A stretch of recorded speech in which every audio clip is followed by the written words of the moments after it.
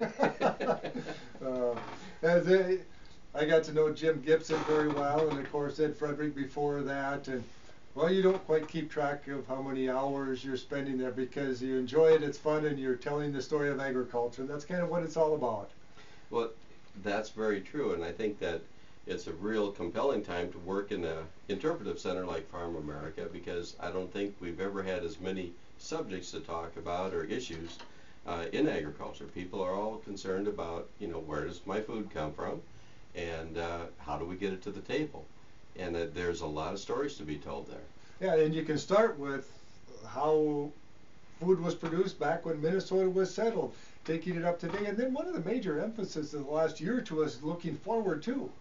Exactly, exactly. I mean, at our last Bluegrass and Grain Festival, I had a couple of young guys start out hand sawing, working with a sickle and a scythe, cutting oats, and then hand tying the sheaves, and then putting the sheaves into shocks, and then flailing it, and then cleaning it in the wind. Well, if you take that basic principle, well, then you find out that some clever guy invented a binder that eliminated the sickle and hand tying, but we still had the thrashing machine, so you had a two-step, and then eventually a combine. A combine combines them, and then you get one of the big machines out with a 35-foot head that can just suck the grain in and spit it out the back and do all of that at once. Yeah, and show the technology too with the guidance systems and the monitoring systems, and you know, in a little while you can show folks how far we've come.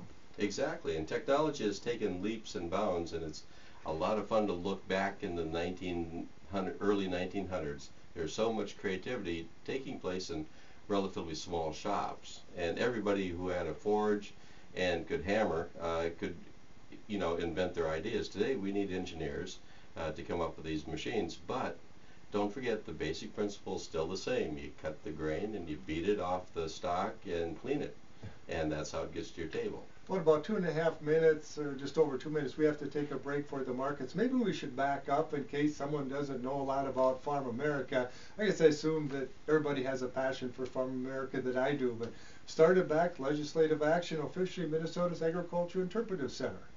Correct. There were 3 of them created back in the 1978, 1980, right around there.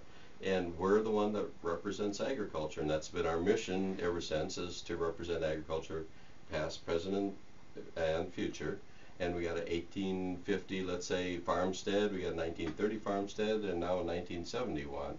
And we're going into the future with a lot of the technology demonstrating it in real life down there. So you can touch and feel both the historically and dream about where we're going in the future, and I think that's really critical.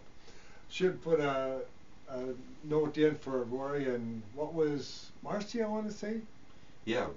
Luckin. Yeah. But yeah. They kind of saw this developing, and they wanted to be involved in it, and that's how Farmamerica ended up on Roy's farm, and some of the land ended up being deeded then to Farmamerica. But it was a nice timing situation to help this get going too, way back in the 70s. It was perfect, and it's good farmland, so we have that ability to demonstrate good farming techniques. And Roy Luckin just really made a contribution, I think, to helping everybody by deeding his farm to the cause of explaining, and he had a real passion for that. Yeah, I didn't know him before. When I was a kid, Dad and I went to a seed meeting, and it happened to be at Roy's farm, so I know he was a very progressive farmer, and so apparently this was something very important to him. Yes, it is part of his dream, and I think the whole community of Waseca, the farming community, has contributed to that, whether it's folks with draft horses, old equipment. I just spoke with a guy this morning. He's been running a thrashing machine since he was 14 years old. Wow. Well, we'll talk more about Farmamerica and, of course, the big fall fair coming up this weekend. Part-time, full-time executive director at Farmamerica, Minnesota's Agricultural Interpretive Center. And Roger, I think sometimes maybe folks don't realize what a gem it is that we have Farmamerica right in our backyard. That's true, and I don't know any other place you can go where you can literally walk down the timeline, and the interpreters that we have are all volunteers. And these are people who have grown up with a lot of the technology they're talking about. If they're talking about running a binder or thrashing machine, they probably ran them when they were a kid. And so they can tell you firsthand experiences, or they went to the one-room schoolhouse. We got the blacksmith shop. A few people realize that was the town hall of Meriden back in 1872, and that was where the Grange met back then. And so we got these little bits of history that from the area, and also Minnesota history, that you can come. And what we're about is reviving that, so you not only just see it and hear about it, but you can actually participate in it. One of the things I've noticed when I've been over at Farmamerica, and I've noticed this too, like if you go to the Seward County Pioneer Power Show, or last week in the Rice County Steam and Gas Engine Club held their show. There's a lot of older people that can remember and live that era, but there's a lot of younger people involved too, and they're kind of passing that knowledge on to that next generation so they can continue telling the story. And it's really neat that we see some younger people getting interested in this. Very much so, and we try to support that by hosting high school or basically elementary students coming out. We probably get 2,000 or 3,000 a year that the classes come out and they spend the day at Farmamerica, and they can go around and learn a little bit about not only their past, but a little bit about the future too, the modern technology that we have. And I think that's a launching pad to reviving that interest. And it's amazing the number of adults who come out there. They're very concerned about, well, where does my food come from? Well, we have people like Syngenta, DuPont, Monsanto. A lot of people like to think of them as big corporate entities that they don't know, but actually you can touch and feel their products there and see how they're growing and relate it back to where did we come from. And that's an interesting history. And maybe have some demonstrations too. You could have a corn planted a little plot with all of the traits so that you don't see insect damage on it, planted next to the hybrids we planted before, 96, 97, and you can show what the benefits are in terms of productivity and food costs. So you have a golden opportunity to educate. Yeah, exactly. Well, this spring I drug out one of our old check planters, a 2-row check planter, plants hills of corn 40 inches apart and 40 inches wide in line, so you can cultivate it 2 ways. And cultivate? What's that? I don't think that's not a term in my vocabulary anymore. Exactly. And now we call it crop protection. But there's a few of us that still remember getting a good sunburn in the. I can remember that well, with a 4-row cultivator in June going about 1.5 miles an hour. Yes, yeah, exactly. And if you took out a few plants, cultivator blank, we called it. Yeah. I mean, the neighbors would notice that for the rest of the year.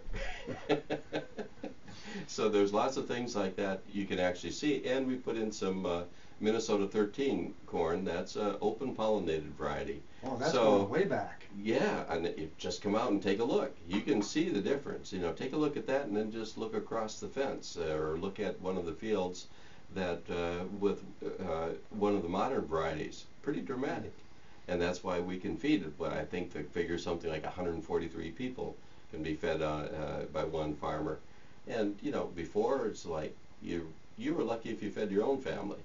So we've gone a long ways. Well, look at when Minnesota was settled in the 1850s. 80–90% of the population were farmers, so their whole world revolved around just getting enough food for their family. Exactly. Through research and science and technology and education, farmers would get more productive, so that would leave some others to go do something else. And because the ones that were in agriculture were productive enough, food was reasonably priced so they could do something else. And now we've gone to what? I've seen the data, less than 2% are actually involved in production agriculture, but really it's closer to probably 1%. Exactly. And if you look at the Grange, everybody learns a little bit about the Grange, I know, in 5th, 6th grade or something like that. It's just kind of a supposedly historical point along the way, but in the late 1800s, it was a community organization. But like you said, just so happened 80% of the community was involved in farming, and it took on more of a nature of agricultural organization. And a lot of our current organizations, you can trace the threads right back to that. The Farm Bureau, Farmers Union, many of the cooperatives, FFA, 4-H, all of them really started with the Grange. I remember going to Farmamerica before even the Interpretive Center, and you kind of had the country school as your pseudo-interpretive center, welcome the folks when they came, but things really started rocking and rolling a lot more once we got that beautiful Interpretive Center. Very much so. We can accommodate 250, 260 people in a conference, air-conditioned comfort. And, or if you really want to, just go out to one of the farmsteads and you can equally hold meetings out there. And we're hoping to expand those types of facilities. If we can get the Grange Hall fixed up, you can meet in an honest-to-goodness 1867 Grange Hall. You mentioned the timeline. I know exactly what the timeline is, but maybe some folks aren't quite familiar with that. So why don't you explain what that timeline is? And I have to make the comment, you come out the back door of the Interpretive Center, and the first thing you see is a native prairie, as it looked when the settlers moved in. And I look at that and I think, you know, it would be tough to bring that into production with today's equipment and today's technology, let alone an oxen or a horse or a cow pulling a walk behind plow to break that sod and get the stumps and the trees out. You know, true. And well, the timeline itself is literally a path or a road that you can walk or drive down, and it'll take you to the 1850 farmstead, past the one-room school, a church, over to the 1930 farmstead, the blacksmith shop, and you'll end up in the 1970 style or modern agri hall where we have more modern equipment. And so you can literally take a walk down there, and what we're really actively doing now is trying to develop the stories that go with that. I mean, we have lots of wonderful stories at each site now, but we want to help people make the connection all the way from the 1800s and push it back further. There were folks living there a few thousand years before the settlers arrived. And so that's also an interesting story. There's more and more coming out on that. Boy, I've never paid too much attention to that, but yeah, obviously it was Native American, somebody was living here, and maybe they weren't cultivating the soil like we think of farming now. They were maybe more living off the land with hunting, fishing, and gathering whatever was here. Well, that's true, but we've some of the more recent archaeological sites have found caches of where they had stored a ton of corn. If you have a ton of corn, that means you're cultivating, and the land didn't look any worse for the wear, so what's old is new. They were very sustainable. Well, what are we talking about today? We need sustainable agriculture. So maybe there's a little bit of cross-pollination that can still happen. You mentioned the timeline, and it's so neat when you have all the interpreters there. So folks can go and take the tram or walk and spend as much time as you want or as little time as you want, move on to the next one. And that doesn't happen that often. It's a special event like the Fall Fair this weekend when all those interpreters will be there. Correct. And Fall Fair is probably our biggest festival of the year. It's going to be this Saturday and Sunday, from 10 to 4. And you can come out there, and we have a little fun too. We have a tractor pull, a wagon train coming through on Saturday, and on Sunday 1860 baseball, which is very much a gentleman's game played out in the field. Literally out in a pasture. Yeah, literally, yes. Yeah, and do you really have cow pies for bases? We could try that. But the Mankato Baltics are taking on the Red Sox and on Sunday. And we're expanding the tractor pull to include some pro class and pulling pickups, I guess you'd call them. So in addition to the antique tractors, so it's a lot of fun. And we have quilters who are coming out and bull spinners that'll be there, not only demonstrating, but if you'd like to, try your hand at it. It's a good way to, if you've never spun wool, it's a good way to look at it. Well, that's the beauty of it. You can talk to someone that's doing it, and then you can try it. This is really hands-on. You can feel, you can experience everything. It's not quite like playing a YouTube video on your computer or reading a book. Right, and if you like to, we're starting to kind of restock the farm, the 1930 farm, with animals, and we had a couple of goats and a pair of baby bulls that we just named Slim Pickens. I could only guess who came up with that name. So if actually we kind of had a naming contest, and Slim Pickens seemed to float to the top. Now you mentioned that what agriculture was like pre-settlers moving in. That's kind of what the Peddler's Grove is all about, isn't it? Very true, very true. They're going to be setting up this weekend too. There's a host of them that they do any range of crafts, and you know that they're not only demonstrating, but most of the time you can join right in, and they're a lot of fun to do. Number one, and secondly, these are crafts that you don't normally see, so you can walk away with something from that. And if you come out, we're going to have a host of volunteers that are running the old equipment, threshing machine, the silage chopper, corn pickers, the whole 9 yards. Anything we can drag out of the older equipment that has something they can do now. You've had a steam engine there sometimes too. Yes, yes. We have a steam engine, but if we run it now, we have to run it on compressed air because the boiler, we have to. Somebody needs some fixing so it doesn't pass inspection. And I've often wondered how they did it way back then, because we didn't, you didn't have to be inspected every year, safety and the whole thing. Somebody just better have some experience and know, because boy, you're talking about tremendous pressures. And 120 years ago, I mean, I learned to fly an airplane from an elderly gentleman out in Silver Lake, and he learned how to fly a plane back then. You just kind of climbed in and took off and hope you made it back. And I think a lot of this stuff, we didn't have the safety standards then. And a lot of this older equipment you have to be careful with. Yeah. And of course that's paramount when you're bringing a bunch of people in like Farmamerica. You don't want someone to get hurt while they're having a great afternoon with the family learning about agriculture. True. And we keep everybody safe. And it's a wonderful place to bring the kids out. They can run around, they can play with the animals, and basically just enjoy being out in the country. It's like going back to Grandma and Grandpa's farm.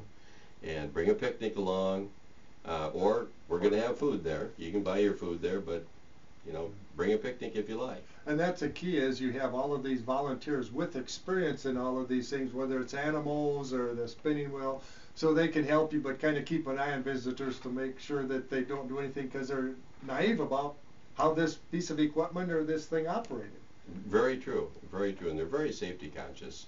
You would think something as simple as a sickle mower, for those of you who remember mowing, but little fingers can get cut on it, so we protect them from that. And when we're doing demonstrations, we let people know how close to get and whatnot. So. And give us the exact details again. When does everything get started on Saturday, close up on Sunday, or Saturday night and start again on Sunday? Okay, the official hours are 10 to 4. The tractor pull gets underway around 10:30, 11. And that'll be running, and Peddler's Grove is set up all day. There'll be trams running around. And this year we have some trams set up. We inherited another 240 acres over the last 2 years. And we have Crystal Valley Co-op has a lot of demonstration plots, so does South Central University and our college, and the University of Minnesota and Pioneer Seed. And they'll have people there. You can actually go out and see them. We'll take you out there, and they'll tell you about the food that you're eating and how they're growing it. Boy, what another great partnership with these companies, and to have demonstrations there so they can talk to folks. Right. I mean, you can jump 100 years. You can go talk to the guys running the threshing machine, jump on the tram, and go out and see some of the latest GPS stuff that's going on. I remember a number of years ago, I came over to help announce, it wasn't a tractor or truck pull, it was a horse pull. Yeah. And was that fun to watch?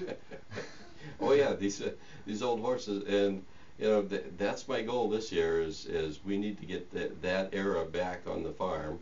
And we're talking real seriously. That'll be down the road next year. And if I can, I'm doing my best I'm on the lookout for a team. If I can get my fingers on one, I'd love it. Yeah, because at this point we won't have any draft horses there for wagon rides or anything, and for the fall fair this weekend. Right.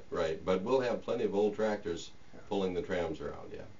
I'll never forget the driver is holding the reins. Mm-hmm. And they kind of back them up, and you got this little sled sitting there with a little chair on it, a metal chair. And when that big bolt goes through that hitch pin, there's a clang. and you better be ready to go, because you get, those horses are so trained, they hear that clang and they're gone. And just to watch it, what do they weigh, 2,500 pounds or more? Something And you like see that, yeah. those muscles bulging, Yeah. and it's not add more weight or pull harder as you go, it's just pull the distance in. But it's fascinating to watch those powerful animals. Oh yeah, and there's nothing like working with animals.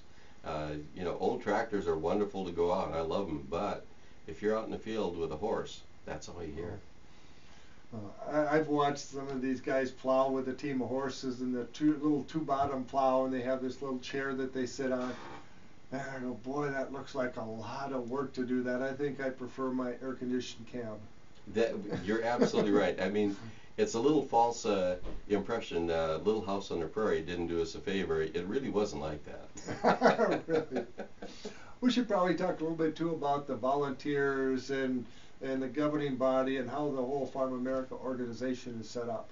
Right. Well, Farmamerica has a governing board of 15 people from different areas, and actually. And different walks of life, different experiences too. Exactly. And everybody brings their particular perspective to the board, and they're my boss, and so we're plotting out the future now, and so there's that aspect, and the farm always has relied a lot on volunteers. Once upon a time we had a lot more staff on board, which would be nice, but if you have the money, you can do that. If you don't, well, you have to rely on the goodness of people, and that's where many of the volunteers have been there for years, like years and years, 10, 20 years, and they keep coming back, and they're more dedicated than anybody I know of, just to keeping, the memories alive of what agriculture was, and that creativity that got us to where we are. So it's a wonderful story, and you really need to hear these guys. They're never short on words. When you look at the actual paid staff, your part-time executive director, Jeff Hilsnitz, that takes care of a lot of the maintenance, he's got to spend hours and hours and hours out there. And Crystal Paulson's in the office. That's about the only ones that actually draw some sort of salary out of the organization. Yeah, we're really lean. I mean, if we count all, there's a couple of other part-time people, but you put us maybe all, helping with the lawn mowing, some of those things, yeah, helping Jeff. but you put us all together and you end up with 2.5 people. And if you got a 360-acre farm to run, and interpretive center, and we do weddings out there, that's a lot of work. Well, and then think of also the cost of maintaining all of these historic buildings. I mean, if a roof starts leaking, it's got to be fixed. Yeah. Exactly. We just put a new roof on the barn, and we have a lot of what they termed, I just came on this year, deferred maintenance, and you just have to make those critical decisions to, what has to get fixed now. And so we're doing this continuous game of catch-up. And so don't be surprised. I mean, if you come out and we ask you for a contribution, or you come in and there's a charge for something, that's really what we're dealing with, is to keep the wheels on the wagon. But think how much it costs for a family of 4 or 5 to go to the Minnesota State Fair.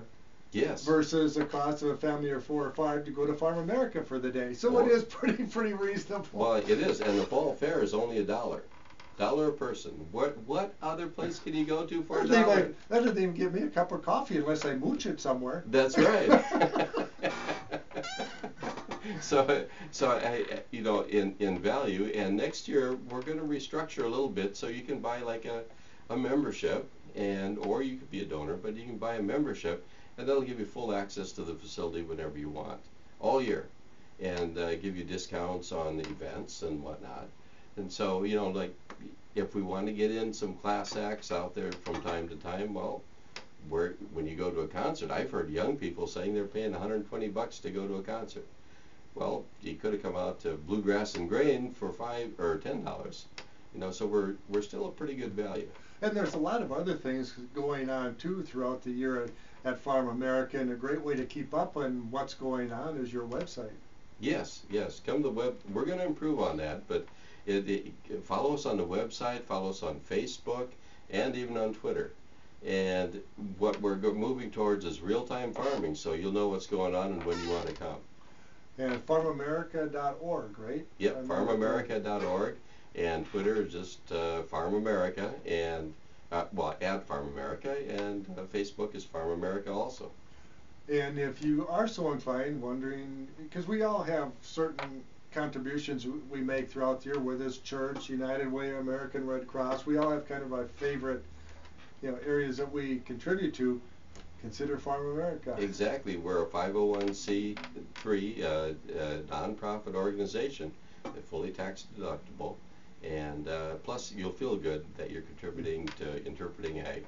We only have about a minute and a half left. One more point I want to give you. You mentioned farm tours and this timeline.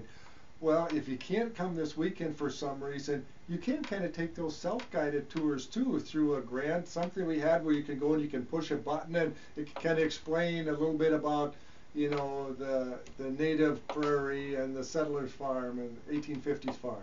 Yeah, well, we updated that. We took it was a place on sale where you had to use your cell phone and dial a number. Right now we have it on a tablet. You take it with you. You just punch it with your finger, and you'll hear a nice kind of German accented lady telling you about what it was like to live in the log cabin in 1850. And there again, that's a volunteer that. Yep. That she did a good job on that. I get a kick out of that. Well, of course, Steinkamp, a little German there. Yeah, just a little. Not any more German than Grosskreuz. No. So once again, this weekend, if you have some time, great way to take the whole family out, and that's what's so neat when I've seen elderly people, obviously grandma and grandpa, great-grandma or great-grandma, explaining it to the kids and about, I use that piece of equipment, or I use that thing in the house. Yep. It's just 4 miles west of Waseca on County Road 2. Thanks for stopping by, Roger. Thank you.